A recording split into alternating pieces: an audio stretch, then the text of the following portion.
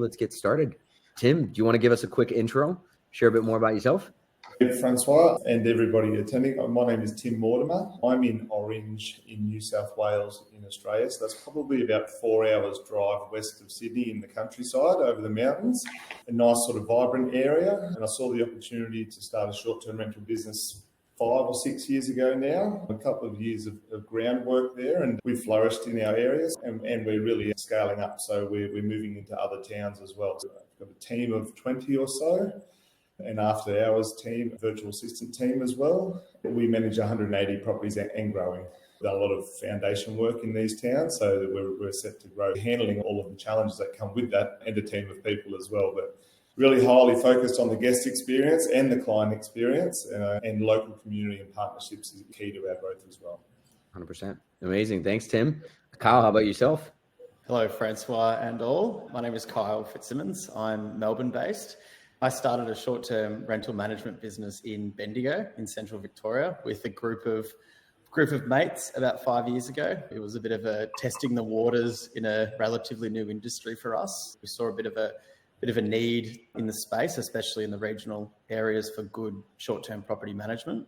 And boy, we learned a lot, all the issues, things that can come up, the amount of tech that's required to run an efficient business and all that side of things. So we moved over the last 2 years, have moved more into the prop tech space. So a lot of what we do now is centered around consolidating other PMC's tech stacks and consolidating all into one. So we built our own platform that effectively consolidates all of the different technologies in the industry, and we've kind of pulled it into one. So a lot of what we're doing now is working with local real estate agents or other operators and helping them with their systems, which is super exciting because it allows us to focus on that guest side of things and making sure the guests have the absolute best experience. Well, the people on the ground who know the markets and the areas can focus on their clients and delivering the best experience for guests on the other side. So that's our story. Love it. Thanks for sharing, Kyle. And then, of course, the one and only Yoav. Share your story. Good day, everyone, and it's great to be here, and thank you very much for inviting me. It's also great to be in this forum because we have two great examples of property management companies in regional Australia and in metro Australia, so I'm sure that the conversation will be insightful and interesting. Yoav goes usually by the name Yowie, and I'm from Guesty Property Management Software. I manage the local activity of Guesty in this side of the world.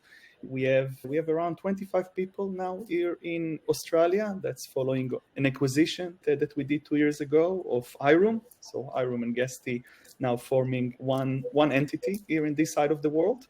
Australia is our main and largest market in this area, and we serve the entire Asia Pacific region. So I might use some examples from the region in our conversations. And I'm also part of the ASTRA board, the Australian and New Zealand Short-Term Rental Association. So I'll also add a few points from that. Awesome. Well, we're actually going to start with that and with a few key data points to share specifically around the Australian market that I think are interesting. So we're Enzo Connect. My name is Francois. I'm one of the co-founders, and we're based out of Canada. So we get to kind of see different properties operate differently around the world. We operate with about 30,000 listings across 55 countries. And Australia is a market that I'm really intrigued by. I think as of December 2023, Price Labs shared that there's over 250,000 listings, unique short-term rentals listed in Australia, which is a pretty significant milestone considering the size of the country / the size of the population, and of course the distance for a lot of travelers to go. Some key markets are New South Wales with about 56,000 listings, Victoria 45,000, and then Queensland securing the third spot with about 34,000 listings. Now, talking a bit more around Australia being a completely different market than maybe the US, and even within the US, their own states and so on. Yoav, can you share a bit more how Australia is different from other markets? And what do you see happening in the market today, the challenges and opportunities in Australia? Good. A few things, and it's also quite fresh because last week there were a series of events globally. In Canada, there was one, as well as in the UK, recently also in the US. And I know that quite a few property managers from Australia went there. And the feedback that we get is that we share the same challenges with the US and the UK market. We also the impact of the economy, the impact of the regulation, and definitely the need to improve the guest experience and overall hospitality, or the 5 stars guest experience. What we see so far year to date compared to last year, a slight increase in occupancy rate, 5 to 7% across the board. At the same time, we see a decrease in the actual ADR. So ADR, we see a decrease between 7 to 10% if we compare it to the same time last year. In Australia specifically, there are lots of discussions around regulation in the different states, the regulation and taxation. So Kyle here from Melbourne, Victoria are now facing the 7.5% of the travel levy. That next week the budget is going to be approved. So this is something that it at the moment in discussion and going to impact our industry and especially our guests. In New South Wales, we have a Byron Bay case with certain restriction. W starting their regulation scheme in the 1st of July. Queensland is around the corner. So I think that what we see here in Australia is each state, and within that the councils are very vocal about regulation, and that's going to have an impact on our industry 2025 and moving forward. And by the way, also in New Zealand. While I wouldn't necessarily classify it as an opportunity to the PMCs, it's definitely something that needs to be acknowledged and absorbed, as this is a way of doing business now. And you know what it means on the business models and how companies work. This is going to be now a strong part of our life, to a bit stronger probably in the metro areas, but also will be felt in regional. Another strong topic that we see, Guesty as well as Astra, is we're speaking all the time on the government regulation, but there is another regulation, we call it the guest regulation, and that's where the guest experience come into. And I think that will lead to a lot of the topics that we're going to speak here today, is the really need to show the value to the guests. The hotels are definitely back in terms of being the strong competition and alternative to STRA. So that really force the market to increase the guest experience. We finished a very strong summer here in Australia.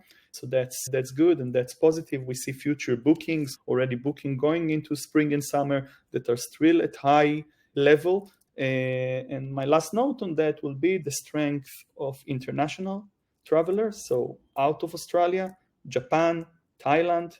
Japan, it seems that all the friends and mates are now in Japan. So definitely we see a growth in tourism there, as well as Thailand. And this will be very interesting to see how that will impact our market. I love it. This is a really good assessment. I'd love to get Tim and Kyle, you guys' feedback on this and what you've seen on your end within your regions. So obviously impact of regulation, as well as ADRs and any sort of occupancy rate changes that you've seen over the past couple of months.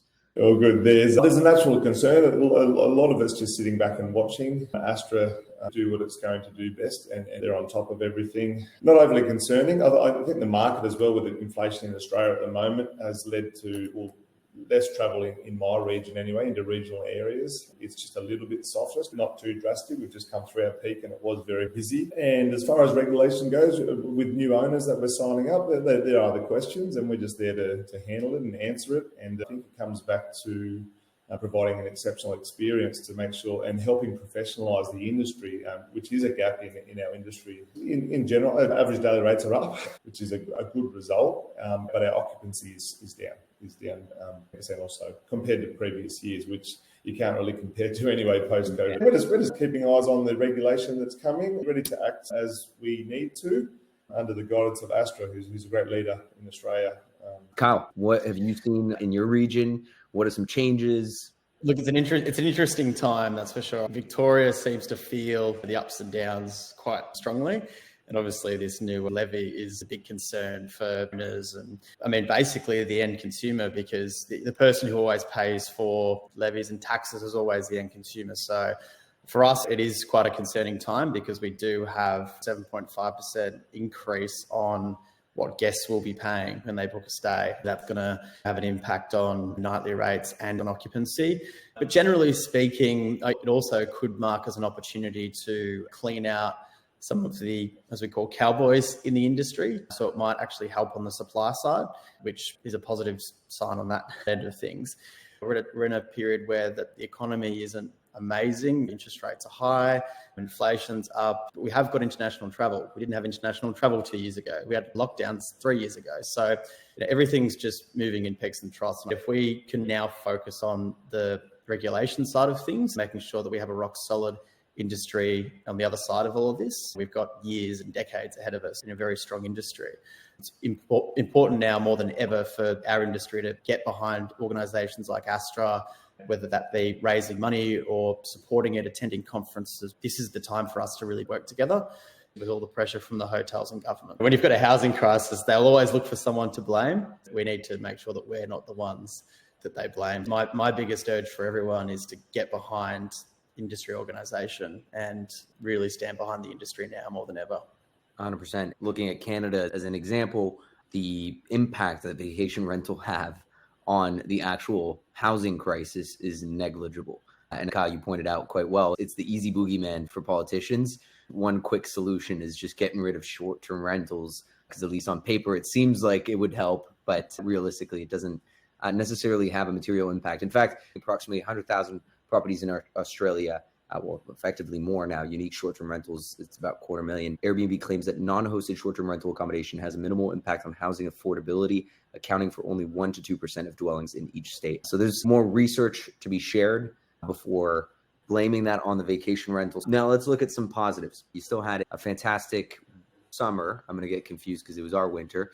And so let's think more about guest experience, increasing revenue. How do we get to that next stage, especially when it's lower season? So maybe we can share about a few strategies or things that you guys do to enhance the guest experience in your rentals. If we're competing against hotels, we have to bring the hotel quality experience in a vacation rental. Tim, what do you guys do to bring that hotel quality experience? There's lots of things that we do, but a really good example, it's just like allow the guest, like we use tech, like with technology these days, there's the opportunity for everyone. If you're not in front of the curve, you're probably falling behind. So you need to be finding the right technology that just makes everything easier. Use technology to allow guests to then enhance their own stay is something that we're doing better than we did ever before. So our guests have options now. As soon as they book their property, they can check out what cafes they're going to go to, what restaurants they're going to go to. It's a big strategy as far as ours and our partnerships in local towns, which helps with direct bookings and just my passion about helping the community. It all ties in. So a guest who books our home then gets an app where they can then purchase an upsell, like an early check-in. They can purchase firewood if they want to have a fire, if they can have a fire in that property. Then they can get recommendations. It'd be like a guidebook to the town for local hiking areas and things to do around town and restaurants and things to eat and advice, when to book and all that kind of stuff. So technology is definitely the way of the future to ensure that your guests can even improve their own stay, apart from everything that we do on the property management and hospitality side of things to ensure the home's clean and ready. Is a great opportunity for everyone if they're not doing it yet. And we're seeing incredible results as a result of the tech. 100%. And maybe can you share a bit more around the local and the community side of things? Because I know it's something that's very important to BNB Made Easy. Are there any specific initiatives that you guys have run yet, or maybe you're thinking about to tie in that technology piece, or just in general within the guest experience? Yeah, so much of our success is attributed to the community and being an active part of the community as well. Orange is a town of 40,000 people. And I grew up here, so I've got these connections around. And then we went through COVID, obviously, and I could see my friends in business and families in business struggling. So we also had a big flood that wiped out a little town near ours, and we offered our accommodation and all of that. Like that just comes from me as a person anyway. I don't think I marketed until about 80 properties. It was just all word of mouth. Provide a good service. If you provide a good service and you look after people and people are happy staying with you, and you don't even have to market too hard, because people know that when they come back, they're going to be looked after if they come back through you guys. And a lot of these, we're encouraging our guests to spend, and these country towns were hit pretty hard during COVID with travel. Big part of country towns in Australia relies on tourism. no matter where it is. So they were all hit quite hard. It's horrible to see a lot of the businesses close. We've got so much power where we can play our part in encouraging our guests to spend in these towns, to support our local cause. Go up to this cafe on the lake because it's beautiful, but it doesn't see as much traffic as in the middle of the CBD. If you're passionate about your community, good things will come. If you're a good player, good things will come. I like that attitude. I think that reflects a lot as well with the rest of your team who all have the same attitude around that, around the service that they provide to everyone. Kyle, do you want to share a bit more on your end? What are some strategies that you might employ to bring that hotel quality experience? I know it's a big part of your brand and your existence as Cosmo. Absolutely. I think you're spot on with it, Francois, as well. The thing for us as an industry is to professionalize. So a lot of what we've done is create that hotel standard, whether it be check-in, during stay and after stay. A lot of that for us is centered around seamless check-in experience from basically the point of booking all the way through to getting the keys and getting in the door. So that's been a huge one for us because not only does it help our internal operations, but I guess these days don't want much touch in the process. They want to be able to seamlessly pick up a key or touch a lock pad or whatever it is and just walk in the door. They don't want to talk to people. They don't want to mess around. And you go to hotels these days and you can get a phone key and walk straight to your room. The times are changing. Technology is becoming a lot more prominent. For us, a lot of it is striving to find ways that we can make that check-in experience absolutely seamless. And we find that automating that process where it's possible, but having the ability to identify where a guest is struggling is so critical. So finding that middle ground between having that automation in place, having everything as seamless as possible, but also the identification of the guest is having an issue and how do we quickly fix that. By doing that and having a really good process around that check-in experience, scaling is actually quite easy and it'll allow you to handle more bookings, but you've got to make sure the process is right. The bedrock for all of that is information. A lot of what we do is we'll scour our messages after every check-in and collate the biggest struggles that guests have. Information is power because there is so many moving parts to make sure that we're going through those experiences with guests and saying, hey, what was the biggest struggle and how can we make this easier across the board? How can we make it easier for apartments? How can we make it easier for houses? So a lot of it for us comes back to that streamlining operations, but identifying that information and then using tools like AI. I love it. The check-in part is probably one of the most important parts of the guest experience. In a hotel, when a guest checks in, the first thing they do, they walk in, they look at the bed, they sit on it, they check the comfort of it, and they go to the bathroom and check the cleanliness of the bathroom. And I think in terms of experience and getting that data point from, I think it was either the Radisson or one of the major hotel chains in the US that did a survey to see what was the first impression of a lot of guests. And the one thing that differs hotels from vacation rentals is you will always be able to check in a hotel. In a vacation rental, you never know, right? You don't know. You have that bit of anxiety ahead of time. Am I going to be greeted by the host? Is it going to be a self-check-in process? Is it going to work? Am I going to be able to get in? So the anxiety of, is the bed comfortable and the bathroom clean? That's secondary to, am I going to be able to actually access the property? So making sure that process is smooth and the communication ahead of time is very clean and clear is extremely important so that they can focus on the comfort of the bed and the cleanliness of the bathroom. Could you share a bit more maybe on your perspective that you've seen with Guesty? To continue your last point, I read probably 5 years ago an interview with back then the CEO of Trivago. And he said something that I think summarize our industry. He said that guests want to have the short-term rental experience, but the predictability of the hotel experience. So exactly to your point, from the check-in, you don't need to think about those things that should be obvious with your accommodation or hospitality experience. That's pretty much the thing that summarizes what we're trying to do in this industry. Speaking as a tech company, and I think that I'm pretty much also speaking on behalf of the other great tools that are in the market, our role is to make Tim, Kyle, the property managers, life easier, to allow them to automate the repetitive tasks so they can have more time for the hospitality side, to allow them to do it in really easy, sufficient, optimized way, just to allow them more time to deal with it. There are many, many good property managers, excellent property managers in our industry. I'm not sure that there is the same amount of hospitality managers at that strength in our industry. That's what we try to do as a technology, and probably also share the same ideas as Enzo has. We speak about how do we enable property managers, hosts to deliver a better guest experience. We're talking about a range of things. It starts from, first of all, reviews. See how can you improve, and there's a way to do it in a more efficient way. Reviews dashboard, auto reviews, just to allow you to process that better. Check in and check out, that's part of the predictability of hotel. So the check-in and check-out, the cleaning of the property, kind of straightforward. Think that the gentlemen here, they're doing an amazing job in that.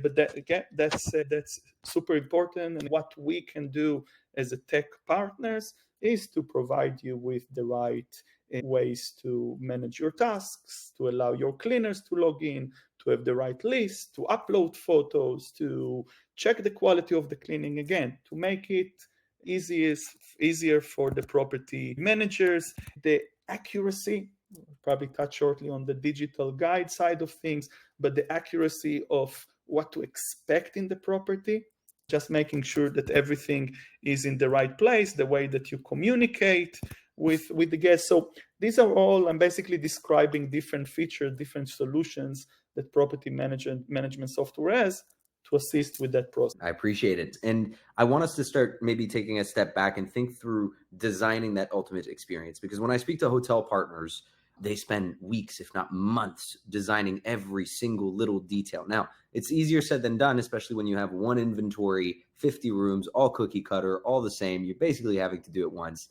When you've got 180 listings, all different, all have unique aspects to it, then you're basically running 180 different hotels if you want to provide that same experience. Tim, how do you think through this experience? Like from start to finish, a person inquires, are there certain tips and things that you learned over the course of the years that you noticed you were doing poorly before that you're doing much better now, that have affected maybe certain metrics like response time or reviews, and anything that you could share with the audience? You just all got to be constantly reviewing it. The market's changing so fast. But if you want to be learning and growing and developing, you've got to be reviewing and then implementing changes and then documenting that and training your team and then continually striving to ensure exceptional service. I've got my whole team thinking about how can this be better, creating systems to solve problems. Part of it's tech heavy, part of it's operational, but we're all striving to improve things. We've got our operations running quite well at the moment, but now we're looking at how can we make things more efficient so that our humans can be human in hospitality. So you can measure and allow that by setting key performance indicators, so KPIs that your team can then strive towards, be measured on, and also celebrate if they win. So we really strive for good reviews, a certain percentage of 5-star reviews. We're striving for efficiency. We have a certain amount of spot checks that we're performing on our home as a percentage of bookings, and they all play their part in ensuring that you can continue to develop. Because if you're not achieving something, well, you focus on it. Why we're not achieving? What went wrong? It may have been the person, it may have been the system, it may have been the change in the industry. It may have been changing expectations of the guests, which we saw pretty heavily over COVID as well, as far as cleaning expectations and touch points and things like that. So if you are looking to grow, without a question, you need to always be analysing, always be reviewing and implementing change and planning as well, so that you can ensure that change is action. Celebrate your wins along the way. 100%. I think that recursive feedback loop that you create in your management business is key, getting to that hospitality experience. Kyle, how about yourself? What are some unique things that you guys have done on guest experience to bring in that hotel quality experience? All of our business now is focused on hospitality. Information is power. It's making sure that we've got the right technology in place to capture the pain points and make good on that information. Analysing reviews and analysing all that they put through messaging or calls, and making sure that you implement and execute that feedback that comes in from guests. Being focused on guests can be really challenging because their set of needs are quite different. And I think some businesses in the industry mix the two together a little bit too much. It's really important to remember that guests are effectively guests of a hotel. They're staying in a place they haven't probably been to before. You know, everything is foreign to them. The check-in process, the location, most likely all that's going to be foreign. So treating them as a new user to the experience is so critical, and making sure all that process, information, communication, everything is absolutely crystal clear. And also making sure that the team is unified on all that as well. So rock solid processes that are making sure that there is consistency in the experience you deliver as a team. We want people to feel and know and want to come back to a Cosmo property, and they're getting that Cosmo experience. So making sure that you have that experience from a whole team level and a whole company level being translated through to your end users is super important. 100%. Oftentimes you can forget what it means to be attentive to the detail. I'll give a personal experience. I checked into a property in Colombia, and nighttime checking into that property and daytime checking into that property, two very completely different experiences. In one case, you can't find the property, and in the other case, you can absolutely find the property. So being very clear, going that further into those details. And one of the cool things is the property managers we stayed with had gone into that depth of experience where they had created the right automations, where if you said that you were going to check in after a certain time, they would show you images of the check-in instructions at night versus during the day. And it's much more reassuring. You're coming into a foreign country. It might feel a bit daunting, but then you have this sort of clear process to help you out. So being careful with the messaging, being careful with what that experience looks like more in depth around that is always beneficial. And I think overall, and we see this across the board, I mean, this is probably has helped the existence of companies like Enzo's, is guest expectations are getting higher. People are expecting that hotel experience because they're paying more. The idea of Airbnb is cheap and it's the alternative is no longer the case, because you're no longer staying on someone's couch as in air bed and breakfast. You're staying in these beautiful homes that are managed by professionals, and you're not getting a 400, or let me correct it, a 75 square foot room. You're getting a full house for the same price as many hotel rooms out there. So I think for that, once you put this into consideration, you start realizing what the impact of those guest expectations are overall. Now, let's talk about scaling, because both of you have amazing businesses that have grown quite rapidly, and you're the hotshots in Australia, from what I hear. So let's talk about scaling. And I'd love to get Tim, for you to share your perspective from a team's perspective. Obviously, I get to chat with Aaron quite often and see his admiration for the business and his focus on delivering success. I would love for you to share how you have cloned Aaron's in your team. Yeah, it's something that I take a lot of pride out of it. I think it comes from a fair bit of my background. So my background is heavily involved in team sports. I was a PE teacher before I saw the opportunity for this business in my town. So dealing with classrooms and kids and sports teams and PE sort of cohorts, and seeing difference in the science, like a group and the maths group, and the different cultures that exist, and a part of a large family as well. So bringing all of that experience into a business that I was starting from absolute scratch in my garage, I could then play a big part in the culture that we had, higher on attitude and fit into our culture. One of the key points, and I can thank COVID for this, there's not too many positives to come out of COVID, except the fact that I had incredible amount of time to develop my business skills, and picked up that core values would be key in sort of steering our team the right way. If I wanted to work on my business and trust people to act in the way that I wanted to act. So we set up 6 very strong core values, which have got us to this point. The team is positive, and we keep those core values at front of mind every month. So there's a lot of peer-to-peer affirmations, which is an incredible strength of our business. It's not me waiting for the boss to see this, or does the boss know I did that? That was awesome. There's so much positive energy that flows around our office, especially on that day that we all stop for an hour and have lunch together. And virtually, we nominate each other for how they lived up to our core values. So sometimes you see people and it'll melt them. They'll hear someone that they might not have spoken too much in the office, or they don't have different relationships, but to be affirmed by someone else who's seen you do a really good job, or you've helped them and they're letting you know thank you in front of everyone, that plays a huge role in allowing our people to want to turn up to work. And then above that, we have a pretty strong purpose in this business as well. So we're working towards people who actually want to turn up to work and contribute. And the reason that we do it is we really want to have a positive impact. We want the BNB Made experience to have a positive impact on people. And that can be our clients. If you're focusing on the clients, it can definitely be our guests. For me, it's my staff and also the community as well, and our stakeholders and partners as far as anything that we do. Anything that touches a BNB Made Easy employee, we want people to have a good experience. So generally, most people can buy into that because they are good people. They do want to do well. As a result of achieving our goals, we can then allocate money to charity and then let my staff pick the charities. That culture fosters the right environment to then be able to take on challenges and scale with more ease. So that coupled with good technology that doesn't overwhelm a person or drag them down or make their day hard, like good technology and systems allow things to flow efficiently. And then you can take on the extra challenges of more leads coming in and more phone calls, and I guess needing some attention, allowing our humans to do the on the ground stuff and the technology, allowing that to be efficient. Off the back of a decent culture, and obviously celebrating this, taking time to celebrate all the little wins that you have, because it's an incredible industry. There's a lot of positivity associated with it. All the different customers that you have, your clients are having a great, like you, paying out a good month to your clients, and you know that they are good contributors to the community as well.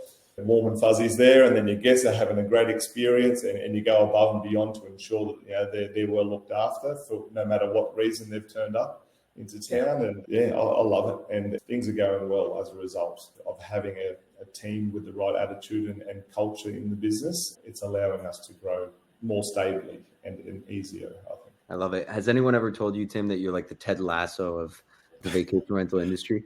I actually haven't seen it. So many people tell me to see it. I'm going to watch it tonight. I just watched the first episode, but you absolutely... again, business owner, I don't have too much time to watch it. That's fair. I love it. He's actually more Coach Eric Taylor. Oh, yeah? Friday. So I think that's more I love it. 100%. I want to touch up on data because I know it's a huge part of Cosmo, which is getting that data, understanding it, and then using that as a loop to scale. Yoav, what you've seen on the market in terms of scaling property managers and what you've seen them focus on that has allowed them to scale? Look, so first of all, I'll definitely reference the Tim's example, because Tim's example is what I call a responsible scale. All right, and I'll explain. The secret or the main power source, in my opinion, of a property management company is the team. Okay, the team, that's what it's all about. Kind of the team on the ground, the way that you build the team, the way that you put structure.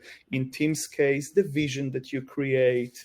Another beautiful thing that the team is doing is and he touched it in the values, is the why. Why am I doing what I'm doing? The team is the most important thing, and you see also the impact when you do scale, especially in other regions, and you go outside of your location. You see how important it is to have the team on the ground. We've seen examples. We have the Vacasas of the world that it's questioned if it's that actual a responsible scale, because again, you can have the right technology that allows you to scale. You can be the best tech house in town to allow you that scale. But unless you have the operation on the ground in our industry, this is what you go to investors with rather than the technology. So that's one thing. Second thing, and that's now probably the most unsexy element in our industry is, and that's unique to Australia in most areas, is make sure that you sorted your trust accounting. The trust accounting, the way that you manage the accounting of your business, it's super crucial, because that's where all the margin are coming into and all the money that comes in, that goes out, and making sure that everything is in place. That's something that we see when we look around, and we see our clients that scales or other players in the market that scales. Those that are doing it well are also taking care of the accounting of that one single source of truth, that once you have it in place, that's really allows you to go to different places. So I would choose two things: the human, the team, and the way that you build and structure the team. By the way, another thing the team is doing very well is the career progress of the team members, how they grow, what allow them to grow. These are super important elements. We think that we all know it with our teams, how it's crucial to our team members. So yeah, that's definitely an area that kind of something to focus on and to learn from team. As Colin Battersby says, optimism determination, and biscuits. I love it. Thanks for the comment, Colin. But to the point around team, I think one thing, and this is something I need to work on, is what you said, Tim, about not rewarding, but saying how it is when things are good, being able to tell people that they've done a good job and point it out in front of everyone else. I think it has a huge impact on people's morale, especially when you're always looking ahead at the next thing, the next listing I have to add, and the next aspect of the business. Kyle, you've taken data as a core pillar of how you're going to continue to grow Cosmo. Can you share a bit more about that and what that means? I think we're all touching on the same thing. You need good people to run tech, not tech to run the people. And a lot of what we're doing, and I suppose where we changed things up, was taking a step back from scaling. So we scaled and then scaled back, because what we realized very quickly, as I'm sure a lot of companies have realized in the world, is you can't take on more than one or two markets and get it right. So for us, a lot of why we've decided to focus on one element of this business being hospitality and technology is so that we can work with those awesome on the ground people who know their markets. The last thing we want to do is walk into Orange and start a branch with 5 or 10 properties and stuff it up. We've realized very quickly that we need, if we're going to do this hospitality tech side of the business, we need to be working with people or PMCs on the ground who know the market and who understand the market. It's super important. It's no point tackling more than one or two markets and absolutely nailing it. We realize that we're a bit younger and our hospitality skills on a client side probably aren't the best as Tim's of the industry, but we are really good at tech and we're really good at data. Playing to strengths when you are scaling is really important too, kind of understanding the centric of the business that you're running. It's really important, and it's something that the industry still struggles with a bit, is tying all these tools in together so they all work in harmony. There's nothing more inefficient or confusing than having 3, 4, or 5 different systems that don't talk to each other. So making sure that everything is coming from a centralized database, so there is a sole source of truth. The great example is Enso and Guesty, and making sure that there is that communication layer that when a guest checks in, that information is seen on Guesty and vice versa. So using the tools and the information to your advantage and capturing your dollar's worth for the technology that you are using is super critical. Make the most of the data, download spreadsheets, review them, look at them as a team, and make sure you understand the numbers. That makes perfect sense. Little nuggets of gold for property managers that are still at 10 units, 5 units, and thinking of scaling that property management business. What would you suggest specifically to Australia? The data is so valuable. You've got to make sure you're collecting it, whether you're using it or not, because you're too busy and you can't use it yet. Years and years of data and being able to see in 5 years' time the changes that have gone throughout your business, or make decisions on the data that will then impact your future. It's so valuable. So you definitely need to ensure that you're collecting it in some way, and the good technologies can help you do that. We've also mentioned on it, which is something that we've focused on recently, is there are different customers in this industry, and you can't serve one well and diss the other one, or serve the other one well and forget about them. So really focusing on who is your customer. In BNB Made Easy, you only have one customer if you're working a role. You're either focusing on the guest or you're focusing on the client. And that's allowed us to ensure a good experience for either, which again strengthens. You need both of them. You need your clients and your properties to ensure that your guests can come and have good stays and ensure your business is profitable. If you're not serving the guests well enough or cleaning the properties well enough, you're going to get poor reviews and then your clients are going to leave you. If you're doing a great job and guests are happy to come and you're getting more occupancy, your clients are happy and they'll start talking to other people and you'll get this natural word of mouth that helps you grow as a business. You've got more than one customer. It's the client and the guest. And then above that, there's other things like vendors and partners and tech partners and things like that. 100%. The word focus, I think, is very key in scaling any business. It's very easy, especially as business owners, to get distracted by the next thing that we need to get done or the next shiny object, like whether it's expanding too quickly in a new market or getting the wrong type of listings or maybe attracting the wrong type of guests. In our case, when it comes to Enso Connect, it's like building crazy features because I wake up at 2 a.m. and I'll be like, oh, I've got an idea. Those things are usually not the best for your team and for your business. So being able to focus. And then to your point, Tim and Kyle and Yoav, I think the word is ICP, ideal customer profile. You guys kind of have two customers because you're two-sided you've got the owner and you've got the guest, but figuring out who is that ICP so that you can create a more repeatable process and have the secret sauce for this audience I think is extremely important in scaling any vacation rental management business or any business for that matter. Obviously, really appreciate you guys making time to share all of this. We're going to share it with our North American counterparts because I do want them to see what's happening, what's buzzing in Australia. I think we need more of a global connection of vacation rental managers because Yoav, you pointed it out earlier on, there's a lot of similarities across all of these different markets, and maybe also a time shift where you guys might feel certain regulation hits. We're only starting to feel that now in Canada, but New York already felt it a year ago or 6 months ago. So we can all help each other in these sections. 28th and 29th to October, that's Australia to Stay conference, or as we call it, it's one of the Grand Slams of the year. It's Also, one of the highlights. you have UK, you have Canada now, and you have Australia. So 100%. make sure, Enzo, that's especially for you. Yep.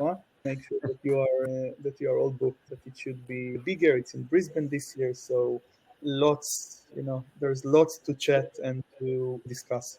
100%. And I heard, Tim, I don't know if I can share it here, but I heard that you're also planning a very interesting experience to Aaron over there. Yeah, we're as far as professional development goes, and the purpose for Aaron, who's my general manager, which is about developing people and ensuring good customer service. He's shown interest in the Disney Academy. We're going to dedicate a day to going and learning at the Disney Academy, on top of him coming to as well with us on the business. So that's a really positive step forward for him in career development and achievement as well. Love it. What's the easiest way for people to reach out to you, Yoav, Tim, and Kyle? Yeah, LinkedIn for me.